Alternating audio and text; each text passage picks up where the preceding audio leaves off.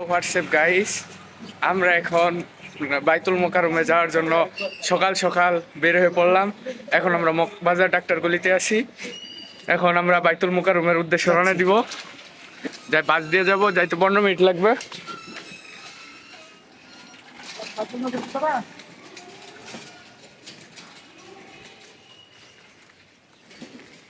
আমি আর uncle, Mofiz uncle, সে ঢাকা থাকে, সে ব্যবসায়ী মানুষ, সে আর আমি আজকে যাচ্ছি। অবশেষে আমরা এই যে একটি রিক্সায় উঠলাম ডাক্তারগুলি থেকে, আমি আর আঙ্কেল। এখন আমরা বাইতুল মোকাররমের দিকে গাড়িতে রওনা দিয়েছি। আমাদের 10-15 মিনিট লাগবে সময়, তো আমরা অপেক্ষা করি।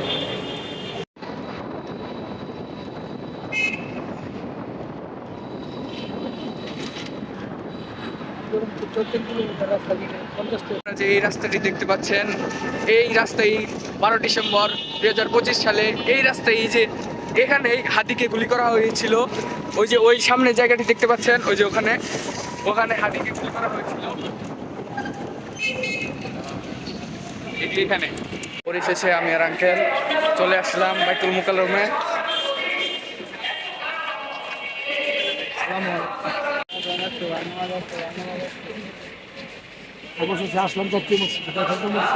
অবশেষে আমরা জাতীয় মসজিদ বাইতুল মোকাররমে এসে পড়লাম। জুতা খুলে আমরা ভিতরে প্রবেশ করব।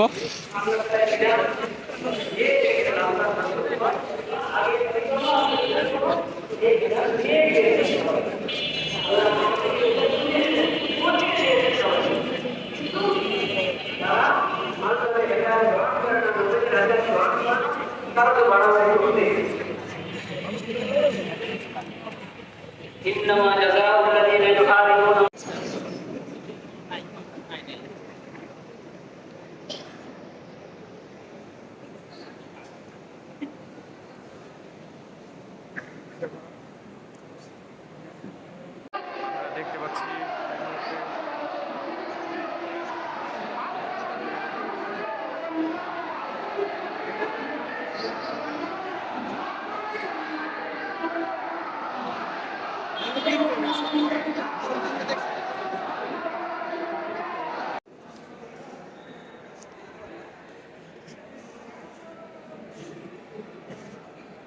মসজিদটা খুবই বড়, আমরা ঘুরতে ঘুরতেও শেষ করতে পারছি না, বিশাল বড়। ও, এটাই বাংলাদেশ স্টেডিয়াম।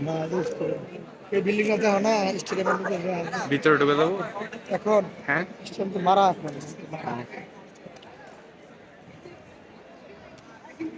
বড় আছে না? মসজিদ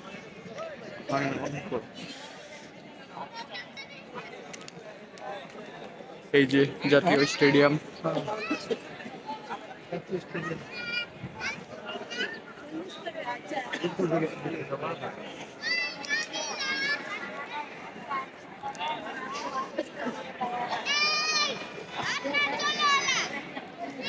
আমরা নামাজ পড়ে এই যে বাইতুল মোকাররমের গেট দিয়ে আমরা বের হয়ে যাচ্ছি।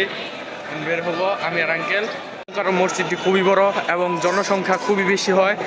চারিদিকে মানুষ আর মানুষ, যেদিকে তাকাই শুধু মানুষ আর মানুষ। আর মসজিদটিও অনেক বড়, অনেক সুন্দর মসজিদ। আর ওইদিকে আমাদের স্টেডিয়াম, জাতীয় স্টেডিয়াম বাংলাদেশ। এদিক দিয়া মানুষজন কম, তাই এদিক দিয়া নামার চেষ্টা করছি। এবং অবশেষে আমরা মসজিদ থেকে বের হলাম। এদিকে খুবই জনসংখ্যা, মানুষ, ছোট একটি মার্কেট, এদিকে ফুটপাতের দোকান, মানুষজন অনেক বেশি।